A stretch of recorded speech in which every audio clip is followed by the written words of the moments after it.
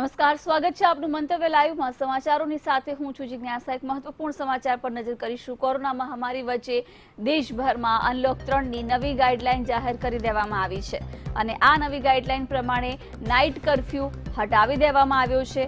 તેવી જ રીતે જીમ અને યોગ સેન્ટરને ખોલવાનો પણ નિર્ણય કરાયો છે. જો કે શાળા કોલેજો બંધ રાખવાનો પ્રતિબંધ યથાવત રહેશે. કન્ટેનમેન્ટ ઝોન બહારના વિસ્તારોમાં સિનેમા હોલ પણ ખોલી શકાશે. માસ્ક લગાવવા હજુ પણ ફરજિયાત રહેશે. 15મી ઓગસ્ટે સ્વતંત્રતા દિવસની પણ ઉજવણી નિયમોને આધારિત કરી શકાય છે. કેન્દ્રીય ગૃહ મંત્રાલયે આજે એક નવી ગાઈડલાઈન જારી કરી છે, જે પ્રમાણે કન્ટેનમેન્ટ ઝોનની બહારના વિસ્તારોમાં વધુ કામકાજો માટે મંજૂરી આપવામાં આવી છે. અનલોક 3 કે જે 1 ઓગસ્ટ 2020થી અમલી બનશે, તે તબક્કાવાર પ્રક્રિયામાં કામગીરીઓને પુનઃ શરૂ કરવા માટે લીલી ઝંડી આપવામાં આવી છે. નવી ગાઈડલાઈન આજે જારી કરવામાં આવી છે. તે રાજ્યો તેમજ કેન્દ્રશાસિત પ્રદેશો તેમજ કેન્દ્રીય મંત્રાલયો અને વિભાગો સાથે વ્યાપક ચર્ચા વિચારણા કર્યા બાદ તેમની પાસેથી જે અભિપ્રાયો કે મંતવ્યો મળ્યા છે તેના આધારે નિર્ણય લેવામાં આવ્યો છે.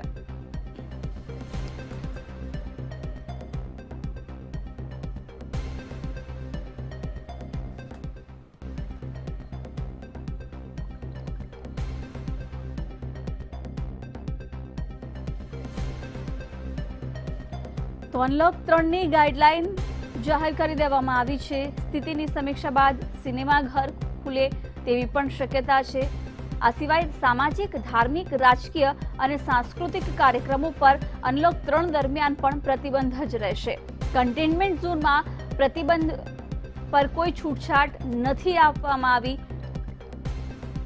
દેશભરમાંથી જો કે રાત્રિ કર્ફ્યુ હટાવી લેવામાં આવ્યો છે. ત્યારે જે રાત્રે 10 વાગે કર્ફ્યુની શરૂઆત થાય છે, જે સવારે 6 વાગ્યા સુધી છે, તે પણ હવે હટાવી લેવામાં આવ્યો છે. અનલોક 3 દરમિયાન 5 ઓગસ્ટથી જીમ ખોલવાની પણ મંજૂરી આપવામાં આવી છે.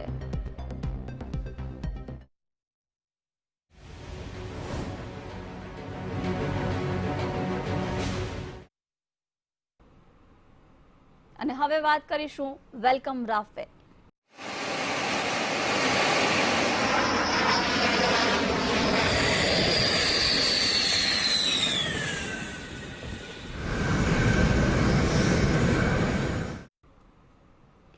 ફ્રાન્સથી ભારત માટે રવાના થયેલા 5 રાફેલ વિમાન અંબાલા એરબેઝ પર લેન્ડ થયા.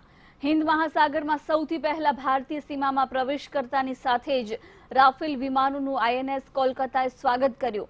ત્યારબાદ સુખોઈ લડાકુ વિમાનોએ 5 રાફેલ વિમાનને એસ્કોર્ટ કરી અંબાલા એરબેઝ સુધી લાવ્યા. રક્ષામંત્રી રાજનાથસિંહે ટ્વીટ કરીને રાફેલ વિમાન અંબાલામાં લેન્ડ થયા હોવાની જાણકારી આપી હતી.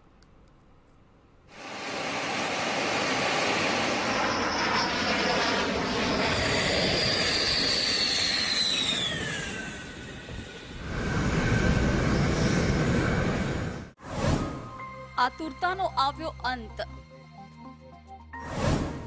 રક્ષાસ્ત્ર રાફેલ પહોંચ્યા ભારત. 27 જુલાઈએ ફ્રાન્સથી ભરી ઉડાન, હવામાં ભર્યું ફ્યુઅલ. 28 જુલાઈએ યુએઈમાં કર્યો આરામ. 29 જુલાઈએ અંબાલામાં કર્યું ઉતરાણ. જેની આતુરતાપૂર્વક રાહ જોવાઈ રહી હતી, તે રાફેલ ફાઇટર જેટ આખરે ભારત પહોંચી જ ગયા.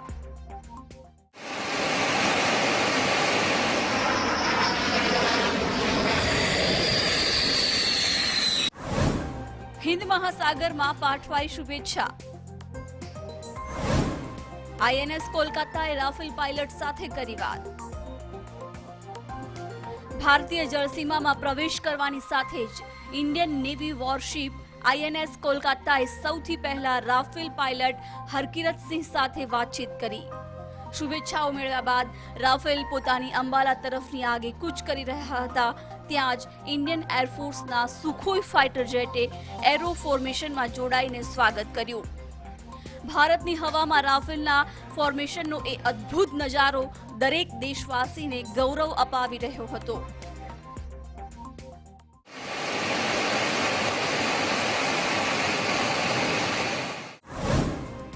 બપોરે 3:15 કલાકે અંબાલા એરબેઝ પર લેન્ડિંગ.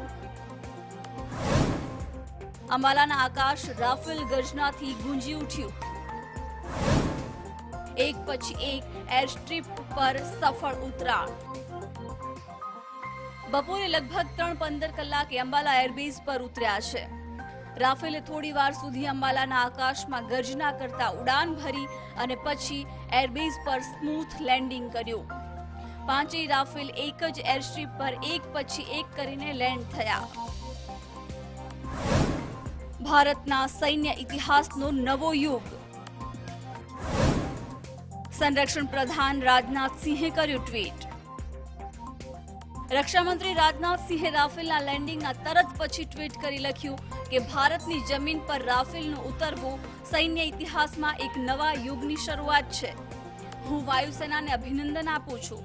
મને વિશ્વાસ છે કે 17 સ્ક્વોડ્રન ગોલ્ડન એરો પોતાના લક્ષ્યમાં સફળ રહેશે. મને ખુશી છે કે આપણી ક્ષમતા સતત વધી રહી છે. સંસ્કૃતના શ્લોક સાથે પીએમ મોદીએ રાફેલનું કર્યું સ્વાગત. પીએમ મોદીએ સંસ્કૃતનો શ્લોક ટ્વીટ કરીને રાફેલનું સ્વાગત કર્યું હતું. પીએમ મોદીએ પોતાના સંદેશમાં લખ્યું હતું કે રાષ્ટ્ર રક્ષા સમાન કોઈ પુણ્ય નથી, રાષ્ટ્ર રક્ષા સમાન કોઈ વ્રત નથી, રાષ્ટ્ર રક્ષા સમાન કોઈ યજ્ઞ નથી. ત્યારબાદની જે લાઈન છે તે ભારતીય એરફોર્સનું વાક્ય છે, જેનો મતલબ થાય છે કે હે વિષ્ણુ, આકાશને સ્પર્શ કરવાવાળા દૈવિત્યમાન અનેક વર્ણથી યુક્ત તથા ફેલાવેલા મુખ અને પ્રકાશમય વિશાળ આંખોથી ભરેલા તમને જોઈને થશે ભયભીત.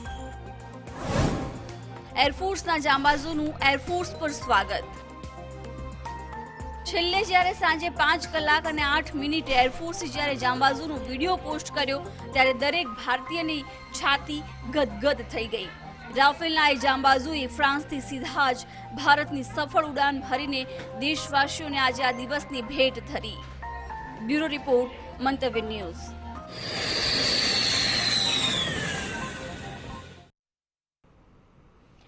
આખરે વર્ષોની ઇંતજારી બાદ રાફેલ યુદ્ધ વિમાન ભારત આવી પહોંચ્યું છે. ફ્રાન્સથી પહેલા જથ્થામાં 5 રાફેલ યુદ્ધ વિમાનો ભારતના અંબાલા એરબેઝ પર લેન્ડ થયા હતા. Air chief marshal R K. Bhadauria રાફેલને રિસીવ કરવા પહોંચ્યા હતા. લેન્ડ થતાની સાથે જ રાફેલને વોટર કેનન સેલ્યુટથી સ્વાગત કરવામાં આવ્યું હતું. પાકિસ્તાન અને ચીનની ઊંઘ હરામ. હિન્દુસ્તાનની મળી હવાઈ શક્તિ. રાફેલ આવ્યા પહેલા પાકિસ્તાન અને ચીનની ઊંઘ હરામ થઈ ગઈ છે. એવું ફાઇટર હિન્દુસ્તાનને મળ્યું છે જે પોતે જ એક શક્તિ છે, જે દુશ્મનના ટાર્ગેટને સિલેક્ટ કરીને તેને નષ્ટ કરી શકે છે. 5 વિમાનોની બેચમાં સૌથી પહેલા વિમાનને વાયુસેનાની 17મી ગોલ્ડન એરો સ્ક્વોડ્રનના કમાન્ડિંગ અધિકારી અને શૌર્ય ચક્ર વિજેતા ગ્રુપ કેપ્ટન હરકિરતસિંહ લેન્ડ કરાવ્યું. ભારતને મળ્યો હવાઈ યોદ્ધા. 60 કિલોમીટરમાં જો કોઈ આવ્યું તો ખેલ ખલ્લાસ. અંબાલા એરબેઝનું વિશેષ મહત્વ. મીટિયર સ્કાલ્પ અને હેમર મિસાઇલ છે ખૂંખાર. રાફેલ યુદ્ધ વિમાનને હવાઈ યોદ્ધા માનવામાં આવે છે. તે પાકિસ્તાની એરફોર્સના તો તમામ અને ચીનના 5મી પેઢીના J-20 ચાંગડો યુદ્ધ વિમાનને પણ આકરી ટક્કર આપવા સક્ષમ છે. અંબાલાનું યુદ્ધની દ્રષ્ટિએ મહત્વ ઘણું વધારે છે. રાફેલમાં લાગેલી મીટિયોર મિસાઇલની 60 કિલોમીટરની ત્રિજ્યાનો એસ્કેપ ઝોન સમાન છે. તેનો અર્થ એ થયો કે દુશ્મનનું કોઈ પણ જહાજ 60 કિલોમીટરની અંદર આવી ગયા બાદ તે ગમે તે કરે પણ તેને બચવાની શક્યતા નહીવત છે. આ પ્રકારનો એસ્કેપ ઝોન બીજી કોઈ પણ દેશની મિસાઇલ પાસે નથી, જે માત્ર રાફેલ પાસે જ છે. તેવી જ રીતે સ્કાલ્પ મિસાઇલથી જ અંબાલામાં બેઠા બેઠા જ 540 કિલોમીટર દૂરથી જ દુશ્મનને નેસ્ત નાબૂદ કરી શકાય છે. આ ઉપરાંત 60 કિલોમીટરની રેન્જ ધરાવતી હેમર મિસાઇલ પણ રાફેલમાં ફિટ કરવામાં આવી છે. જે પ્રકારની સ્થિતિ લદ્દાખમાં ઊભી થઈ છે તેને ધ્યાનમાં રાખતા હેમર મિસાઇલ ખૂબ જ ઉપયોગી સાબિત થશે. દુશ્મનના હેડક્વાર્ટર કે બ્રિજને તોડી પાડવા આ ટાર્ગેટને હેમર મિસાઇલ હિટ કરી શકે છે. રડારમાં પણ નથી આવતું રાફેલ. ચીનનું J-20 પણ રાફેલ સામે વામણું. રાફેલના ઇલેક્ટ્રોનિક વોરફેર અને રડાર ખૂબ જ આધુનિક છે. રાફેલ આગળ ચીનની ક્ષમતા વામણી છે. ચીનનું J-20 ફાઇટર જેટ એન્જિન બાબતે પણ રાફેલ કરતા પાછળ છે. રાફેલ જેટ્સની બનાવટ જ એવી છે કે તેને રડારમાં પકડવું મુશ્કેલ છે. ગ્રાઉન્ડ અટેક અને એર અટેક એમ બંને બાબતે રાફેલ યુદ્ધ વિમાન ખૂબ પાવરતું છે. એટલે જ કહેવાયું છે કે દુશ્મનો થઈ જાવ સાવધાન, આવી ગયું છે રાફેલ. બ્યુરો રિપોર્ટ, મંતવ્ય ન્યૂઝ.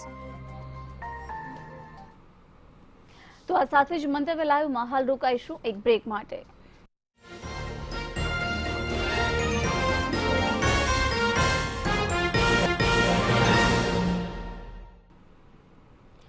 બ્રેક બાદ મંતવ્ય લાઈવમાં આપનું સ્વાગત છે. માનવ સંસાધન વિકાસ મંત્રાલયનું નામ હવે શિક્ષણ મંત્રાલય કરી દેવામાં આવ્યું છે. આ નિર્ણય મોદી કેબિનેટની બેઠક દરમિયાન લેવામાં આવ્યો છે. આ બેઠક દરમિયાન મોદી સરકારે નવી શિક્ષણ નીતિને પણ મંજૂરી આપી છે. આ વિશે વિસ્તૃત માહિતી સરકાર તરફથી સાંજે 4 વાગે થનારી કેબિનેટ બ્રીફિંગમાં આપવામાં આવી. નોંધનીય છે કે માનવ સંસાધન વિકાસ મંત્રાલયે પ્રસ્તાવ આપ્યો હતો કે મંત્રાલયનું હાલનું નામ બદલીને શિક્ષણ મંત્રાલય કરવામાં આવે. આ પ્રસ્તાવને મોદી કેબિનેટ દ્વારા મંજૂરી આપી દેવામાં આવી છે. તે સાથે જ નવી શિક્ષણ નીતિને પણ મંજૂરી આપી દેવામાં આવી છે. હવે સંપૂર્ણ ઉચ્ચ શિક્ષણ ક્ષેત્ર માટે એક જ રેગ્યુલેટરી બોડી હશે, જેથી શિક્ષણ ક્ષેત્રની અવ્યવસ્થાને ખતમ કરી શકાય. અમિત ખરે.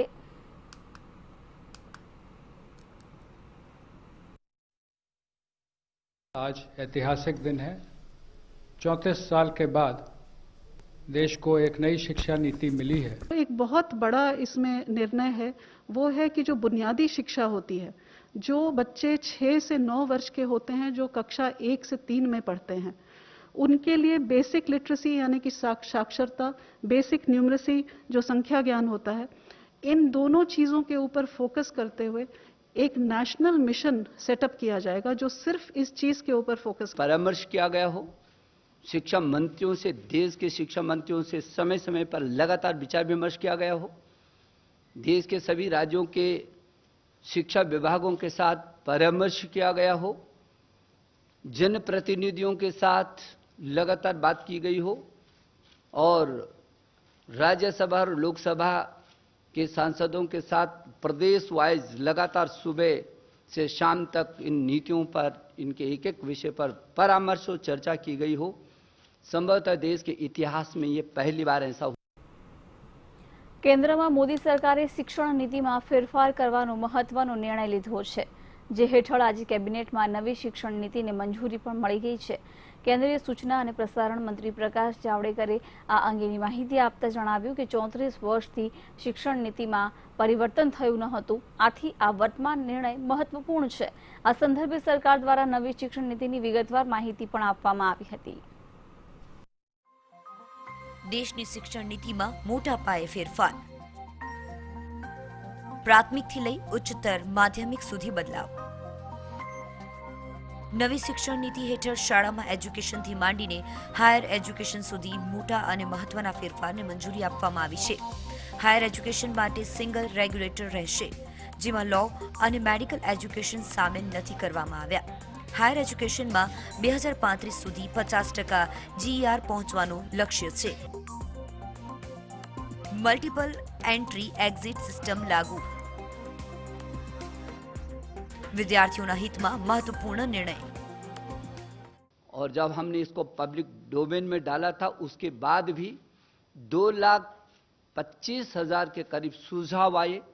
उन सुझावों में भी हमने उच्च शिक्षा और स्कूली शिक्षा 2 अलग सचिवालय बनाए, 15-20 टीमें विशेषज्ञों की बनाई, व्यापक उनका विश्लेषण किया और उस सब के बाद इसको एक शिक्षा नीति के इस निचोड़ पर ला करके आज माननीय प्रधानमंत्री जी की अध्यक्षता में हुई जो कैबिनेट है, उसने इस पर अपनी अंतिम सहमति दी है.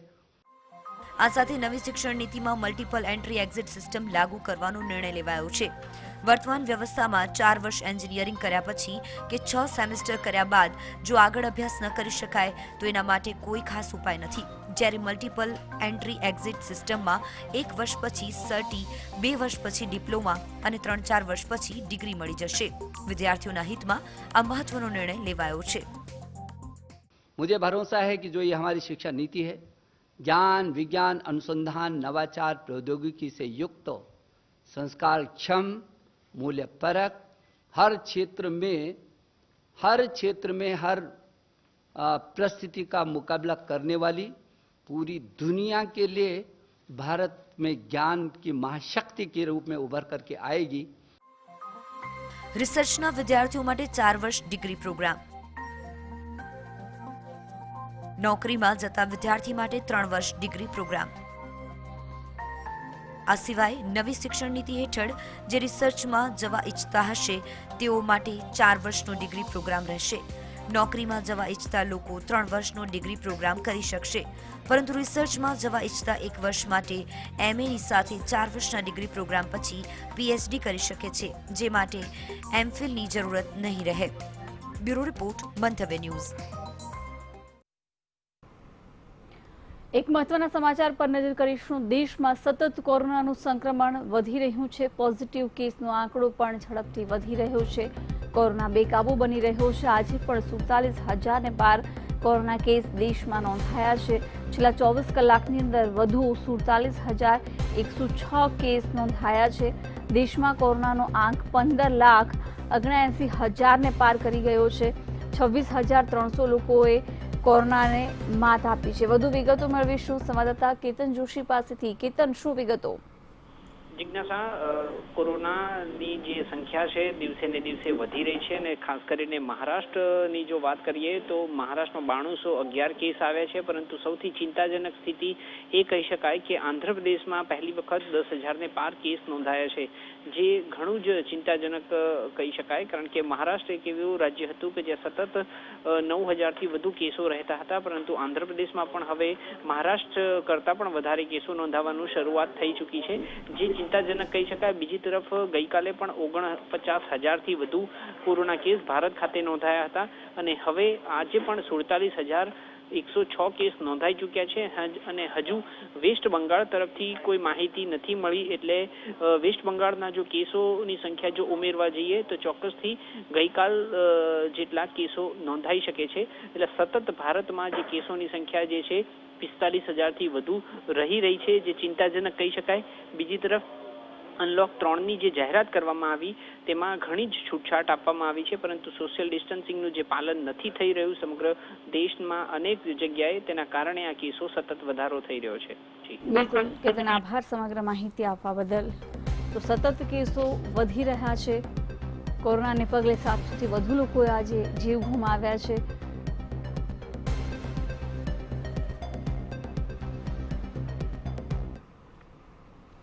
અમેરિકાની બાયોટેક કંપની મોડર્નાની કોવિડ-19 વેક્સિનની વાનરો ઉપર પોઝિટિવ અસર જોવા મળી છે.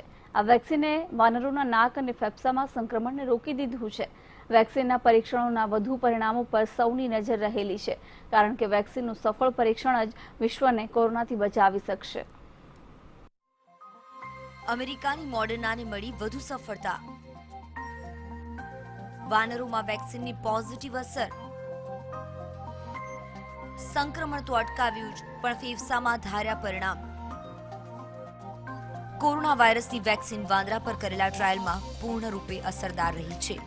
અમેરિકન બાયોટેક કંપની મોડર્ના અને નેશનલ ઇન્સ્ટિટ્યૂટ ફોર હેલ્થની વેક્સિન પર એક નવી સ્ટડી મંગળવારે પ્રકાશિત કરવામાં આવી. New England journal of medicine મુજબ વેક્સિને સફળતાપૂર્વક વાનરોમાં ખૂબ જ મજબૂત ઇમ્યુન રિસ્પોન્સ સિસ્ટમ ડેવલપ કરી છે. ઓક્સફોર્ડના પરીક્ષણમાં વાનરો પર આવા પરિણામ ન મળ્યા. આ ઉપરાંત વેક્સિન વાનરોના નાક અને ફેફસાના કોરોનાની કોપી બનાવવામાં પણ સફળ રહી. નાકમાં વાયરસની કોપી ન બનવાથી વાયરસનું ટ્રાન્સમિશન થતું નથી. જ્યારે ઓક્સફોર્ડ યુનિવર્સિટીનું વાનરો ઉપર ટ્રાયલ થયું હતું ત્યારે આવા પરિણામ ન હતા આવ્યા. આવામાં મોડર્ના વેક્સિનને લઈને આશા વધી ગઈ છે. 8 વાનરના 3 ગ્રુપ બનાવ્યા. મોડર્નાએ એનિમલ સ્ટડી દરમિયાન 8 વાનરોના 3 ગ્રુપ બનાવી વેક્સિન આપી. વેક્સિનનો જે ડોઝ 10 માઇક્રોગ્રામથી 100 માઇક્રોગ્રામ હતો. ખાસ તો વાત એ છે કે વાનરોને આ ડોઝ આપવામાં આવ્યો તેમનામાં એન્ટીબોડીઝનું સ્તર કોવિડ-19થી રિકવર થઈ ચૂકેલા માણસો કરતાં વધારે એન્ટીબોડીઝના સ્તર કરતાં પણ વધારે હતું.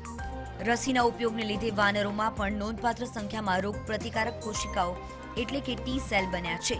વૈજ્ઞાનિકોએ વાનરોને રસીનું બીજું ઇન્જેક્શન આપ્યાના 4 અઠવાડિયા પછી કોવિડ-19 વાયરસનો ખાત્મો થયો.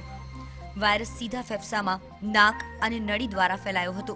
નીચા અને ઉચ્ચ ડોઝવાળા 8 વાનરોમાં જૂથમાં 7-7ના ફેફસામાં 2 દિવસ પછી કોઈ રિપ્લિકેટ વાયરસ ન હતો, જેમને પ્લેસિબો આપવામાં આવ્યો હતો. તે બધામાં વાયરસ હાજર હતો. બ્યુરો રિપોર્ટ, મંતવ્ય ન્યૂઝ.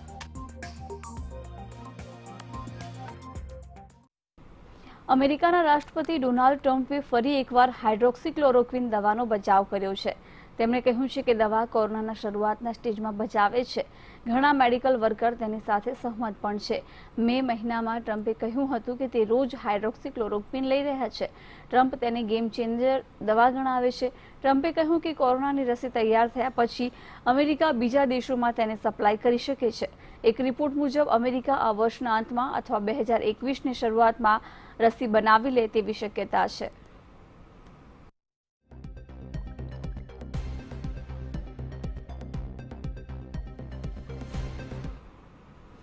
કોરોના મહામારી અને લોકડાઉન દરમિયાન પેસેન્જર ટ્રેનની સેવા બંધ કરવાને લીધે ભારતીય રેલવેને આશરે 35,000 કરોડ રૂપિયાનું ભારે નુકસાન થવાની ભીતિ છે.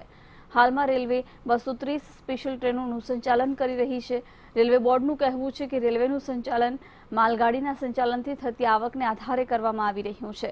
રેલવે બોર્ડના ચેરમેન વિનોદ કુમારનું કહેવું છે કે ગત નાણાકીય વર્ષમાં રેલવેની પેસેન્જર ટ્રેનોથી કમાણી આશરે 50,000 કરોડ રૂપિયા હતી, પરંતુ આ વર્ષે ભારે નુકસાનનું અનુમાન છે. તેમના મુજબ સ્ટેટ અને લોકલ લેવલ પર કરવામાં આવી રહેલા લોકડાઉનને લીધે સ્થિતિ ગંભીર છે. રેલવે હાલમાં માલગાડીઓના સંચાલનથી આવક મેળવી રહ્યું છે.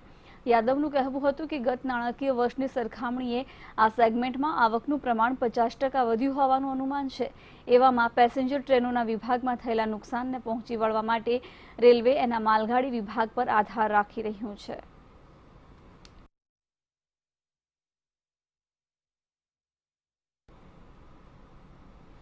સુપ્રીમ કોર્ટમાં એક અરજી દાખલ કરવામાં આવી છે, જેમાં બંધારણની પ્રસ્તાવનામાંથી સમાજવાદ અને ધર્મનિરપેક્ષ શબ્દોને હટાવવાની અપીલ કરી છે. આ શબ્દો 1976માં 42માં બંધારણીય સંશોધનના માધ્યમથી જોડવામાં આવ્યા હતા. હવે એક PILમાં જણાવવામાં આવ્યું છે કે કરાવવામાં આવેલા ફેરફાર બંધારણીય સિદ્ધાંતોની સાથે સાથે ભારતના ઐતિહાસિક અને સાંસ્કૃતિક વિષય વસ્તુની વિરુદ્ધ હતા. 2 વકીલો દ્વારા દાખલ કરાયેલી અરજીમાં જણાવાયું છે કે આ પગલું બંધારણના આર્ટિકલ 19(1)(a)માં જણાવવામાં આવેલી અભિવ્યક્તિની સ્વતંત્રતાની અવધારણા અને આર્ટિકલ 25 હેઠળ ધર્મની સ્વતંત્રતાના અધિકારના ઉલ્લંઘનની દ્રષ્ટિએ વિરુદ્ધ હતું.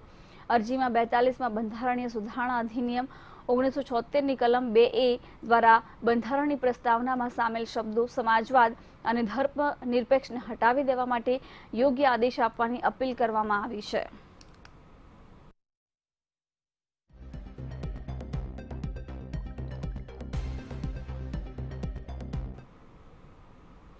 સુશાંત સિંહ રાજપૂત આત્મહત્યા કેસમાં તેની ગર્લફ્રેન્ડ રિયા ચક્રવર્તી વિરુદ્ધ એક્ટરના પરિવારે કેસ ફાઇલ કર્યો છે. હવે આ ફરિયાદને લઈને રિયાએ સુપ્રીમ કોર્ટમાં એક પિટિશન ફાઇલ કરી છે, જેમાં તેણે પટનામાં ફાઇલ થયેલ કેસને મુંબઈ ટ્રાન્સફર કરવાની માંગ કરી છે. આ જાણકારી રિયાના વકીલ સતીશ મનીશિંદેએ આપી છે. અગાઉ સુશાંતના પિતા કૃષ્ણ કિશોર સિંહે રિયા ચક્રવર્તી, તેમના પિતા ઇન્દ્રજીત, માતા સંધ્યાભાઈ શોવિક ચક્રવર્તી અને તેના 2 મેનેજર સૌમિલ ચક્રવર્તી અને શ્રુતિ મોદી વિરુદ્ધ પટનાના રાજીવનગર પોલીસ સ્ટેશનમાં કેસ ફાઇલ કરાવ્યો છે. મંગળવારે થયેલ આખા ઘટનાક્રમ પછી એક્ટ્રેસ રિયા અને પરિવાર પર ધરપકડની તલવાર લટકી રહી છે. રિયા પર નોન વેલેબલ કલમ પણ લગાવવામાં આવી છે. સુશાંતના પિતાની ફરિયાદના આધારે પટનાના રાજીવનગર પોલીસે 341, 342, 280, 420, 406 અને 306 કલમ હેઠળ રિયા અને તેના પરિવાર સહિત 6 લોકોને આરોપી બનાવ્યા છે.